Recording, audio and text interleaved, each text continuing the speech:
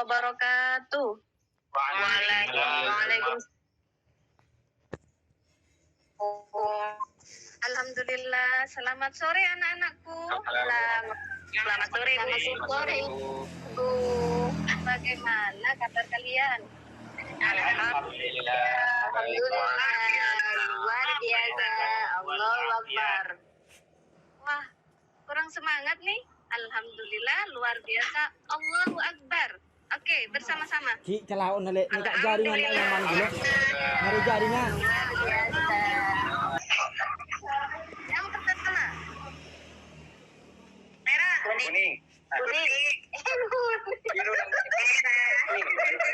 Ainut, tadi yang salah siapa? Ainut. Cela baca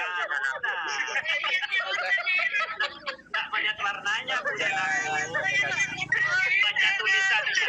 Cela baca tulisannya.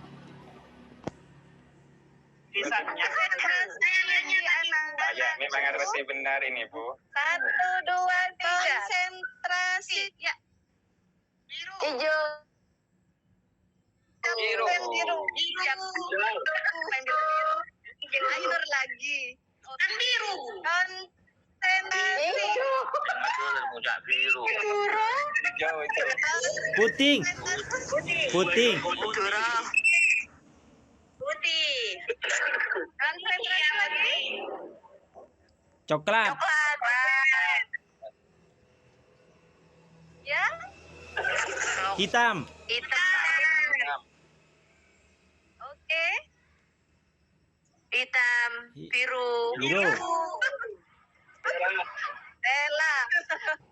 Oke. Kuning. Kuning. Pintar. Tepuk tangan untuk anak-anak sekalian. Semangat ya. Tadi yang salah menjawab ini Ainur dan Sela. Sini nak, Ibu mau tanya. Mau dikasih apa pelajaran? Mau dikasih apa, Bu? Ibu ya. Oh, dikasih soal sayang. Bukan dikasih soal saja. Oh, dikasih soal. Sulit-sulit ya Ibu.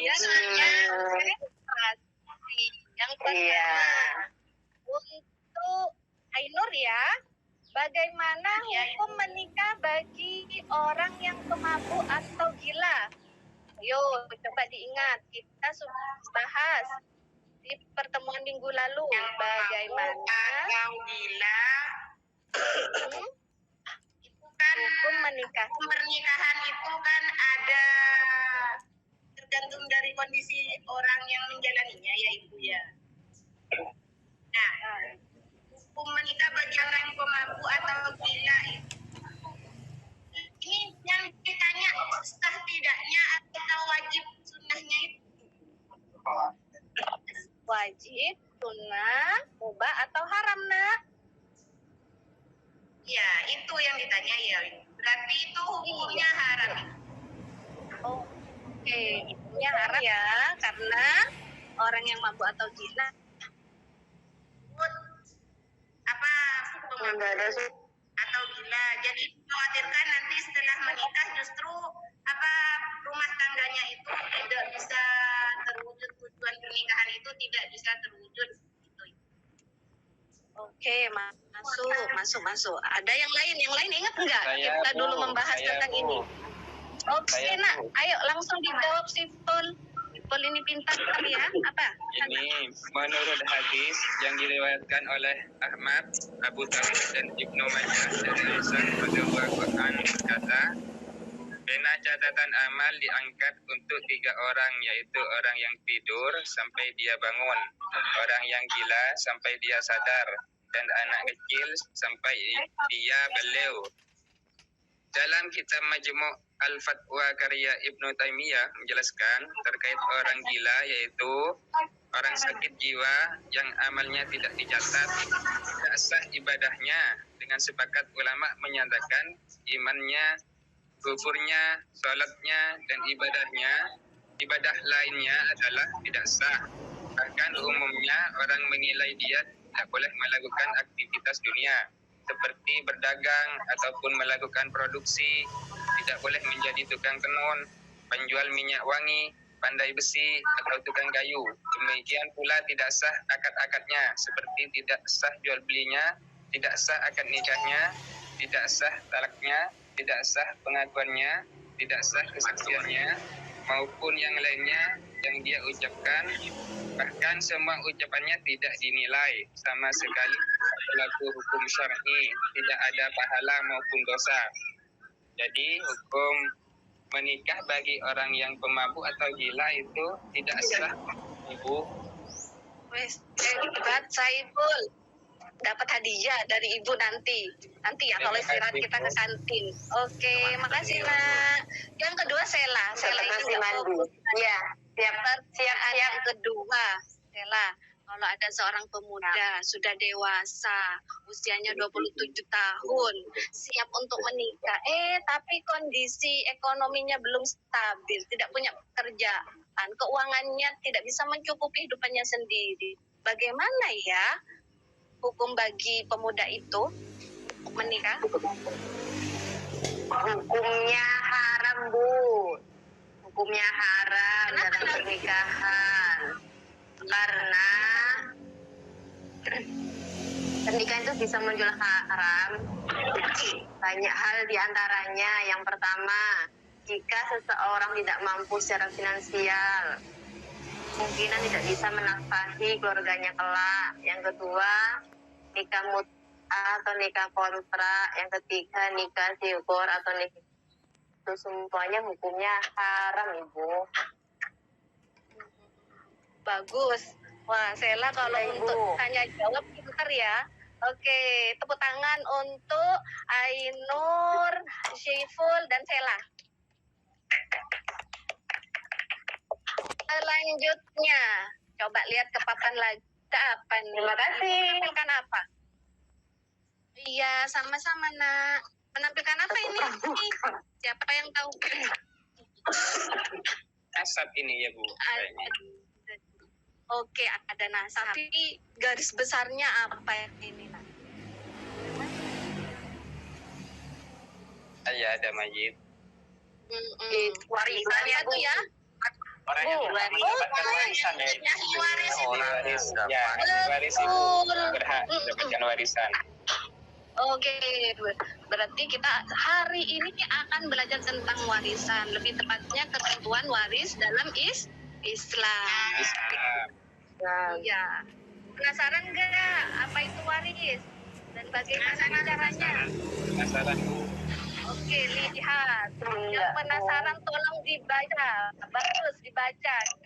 Tujuan pembelajaran dari belajar waris menurut Islam itu apa saja, Barus?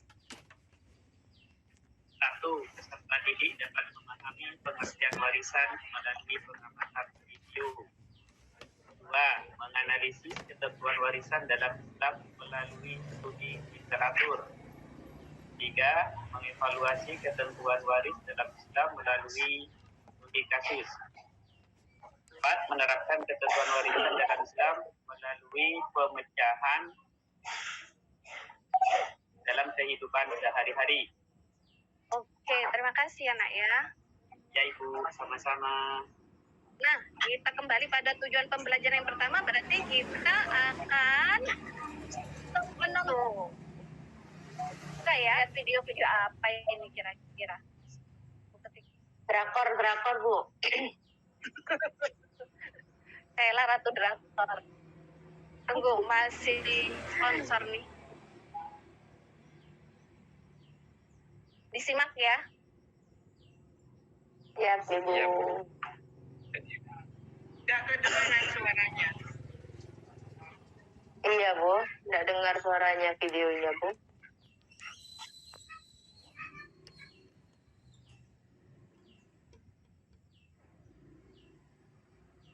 Mungkin timur itu. Iya, timut aja itu. Layarnya sampai mute itu, Bu.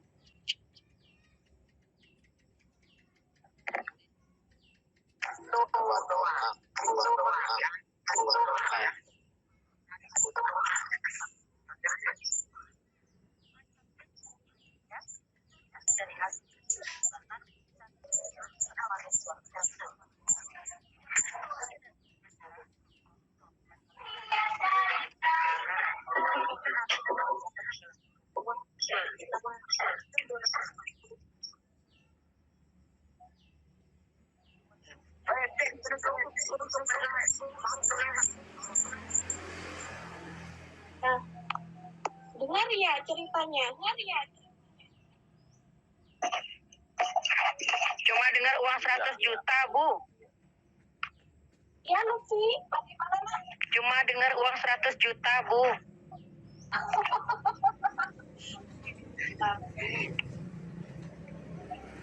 Ya.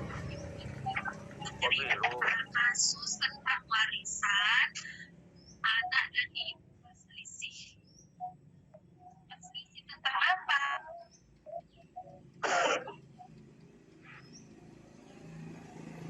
Berselisih tentang harta. Pembagian waris. Penentuan. Ibu suaranya jauh, Bu. Suaranya ada kedengaran itu dan Mungkin saling merebut warisan harta warisan. Ibu jangan rebutan warisan, Bu. itu dan punyanya ibu dan mod. Coba telepon. Dan mod punyanya ibu. Tanya kedengaran nak? Ya, Kedengaran, Bu? Nah, ya kedengaran sudah, Bu. Ya, sudah kedengaran lah. Dari video tadi itu perebutan warisannya berapa? Sepeda motor. Satunya 240 juta bayar. Ibunya yang mendapat sepeda motor seharga 11 juta. Akhirnya ibu tidak terima, anak juga tidak terima, mereka saling lapor ke polisi. Nah, dari masalah ini, apa kira-kira yang harus kita tentukan terlebih dahulu dari cerita Saya, ini Bu. agar solusinya didapat? Oke, apa nak? Saya. Ya, boleh. Yang pertama, harus menentukan ahli waris biar jelas. Yang kedua, anaknya siapa di menentukan cerita ya? tirka. Oke. Anaknya. Ibunya. Yang kedua, menentukan tirka atau harta peninggalan biar jelas. Yang ketiga, menentukan bagian masing-masing ahli waris dan ketentuan ilmu faraid. Sudah, Ibu? Pintar. Iya. Jadi sekarang kita akan belajar siapa saja yang berhak menerima warisan dan menentukan tirkah. Tirkah itu harta peninggalan dari si mayit. Tentunya harta peninggalannya itu harus dipotong dulu ya dengan hutang piutang yang dimiliki mayit. Dan mayit tidak menghutang piutang. Yang ketiga, bagian masing-masing ahli waris sesuai tentang ilmu faraid. Paham? Nah, sekarang Paham, Bu. penyimpanan LKPD. LKPD ini kalian kerjakan per kelompok. Bagi 2 kelompok. Kelompok pertama, Ibu pilih ketua kelompoknya Sela. Yang kedua, Ibu pilih ketua kelompoknya Bayan. Siap ya? Ibu kirim Ya, LKPD-nya Bu. di WA group. Bisa kan kalian klik ya nak ya? Iya, Ibu. Silakan kalian klik. Kumpul kelompok, diskusikan masalah ini yang ada di LKPD.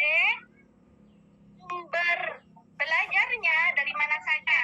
Ini Ibu kirimkan drive Ibu, silakan dibuka. Lengkap di situ banyak sumber materi tentang ketentuan dalam Islam. Boleh kalian juga ambil dari sumber luar, pergi ke perpus ataupun tanya pada guru agama. Oke, silakan. Tak ngi, tak kibet biban dompet. Ervan, ayo duduk nak. Ayo masuk ke cloud-nya. Iya, Bu. Iya, Bu. Yuk, dengan temannya nak. Iya, Bu.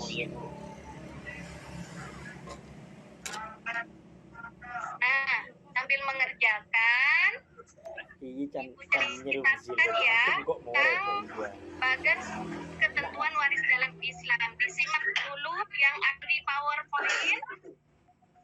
Bahwa di materi ketentuan waris dalam Islam kita akan belajar tentang pengertian. Apa sih waris itu? Kedua, undang Ketiga, ahli waris dalam Al-Quran jelas sudah termaktub dalam Al-Quran. Ketentuan waris dalam Islam, penyebab mendapatkan warisan, kelompok ahli waris, penyebab terhalangnya mendapatkan warisan, dan contoh perhitungan harta pewarisan. Nah, di sini pengertian ilmu waris. Waris adalah harta peninggalan yang meninggal tentunya yang akan dibagikan kepada ahli warisnya. Ilmu yang berkaitan dengan masalah warisan disebut ilmu faraid. Ahli waris dalam Al-Quran jelas termaktub dalam Quran An-Nisa ayat 11-12. Ibu mau dengarkan suara merdunya Halimatus? Mari nak, kita baca dan dengarkan. Silakan. Iya. Baik. Termasuk vokalis bisa ada Sulawesi. A'udzu billahi minasyaitonir rajim. Bismillahirrahmanirrahim. Yusikumullahu fi auladikum lizzakari mithlu hazzil unsayayn. فإن كن نساء فوق اثنتين فلهن ثلثا ما ترك وإن كانت واحدة فلها النصف ولأبويه لكل واحد منهما السدس مما ترك إن كان له ولد فإن لم يكن له ولد وورثه أبواه فلأمه الثلث فإن كان له إخوة فلأمه السدس من بعد وصية يوصي بها أو دين. آباؤكم وأبناؤكم لا تدرون أيهم أقرب لكم نفعا فريضة من الله إن الله كان عليما حليما. صدق الله العظيم. Masya Allah. Selanjutnya Ibu mau dengarkan Lutfi menerjemahkan Quran Surat An-Nisa ayat 11 dan 12. Silakan nak. Artinya Allah mensyariatkan bagimu tentang pembagian pusaka untuk anak-anakmu, yaitu bahagiakan seorang anak lelaki sama dengan membahagiakan 2 orang anak perempuan. Dan jika anak itu semuanya perempuan lebih dari 2, maka bagi mereka 2/3 dari harta yang ditinggalkan. Jika anak perempuan itu seorang saja, maka ia memperoleh separuh harta. Dan untuk 2 orang ibu bapak, bagi masing-masingnya 1/6 dari harta yang ditinggalkan. Jika yang meninggal itu mempunyai anak, jika orang yang meninggal tidak mempunyai anak, dan ia diwarisi oleh ibunya mendapatkan 1/3. Jika yang meninggal itu mempunyai beberapa saudara, maka ibunya mendapatkan 1/6. Pembagian tersebut di atas sesudah dipenuhi wasiat yang ia buat atau sesudah dibayar hutangnya. Tentang orang tuamu lebih dekat, banyak manfaatnya bagimu. Ini adalah ketetapan dari Allah. Sesungguhnya Allah Maha mengetahui lagi Maha suami-suami seperdua Waris. Dan ilmu tentang pembagian warisan namanya apa? Barus? faraid. Pintar. Oke. Kemudian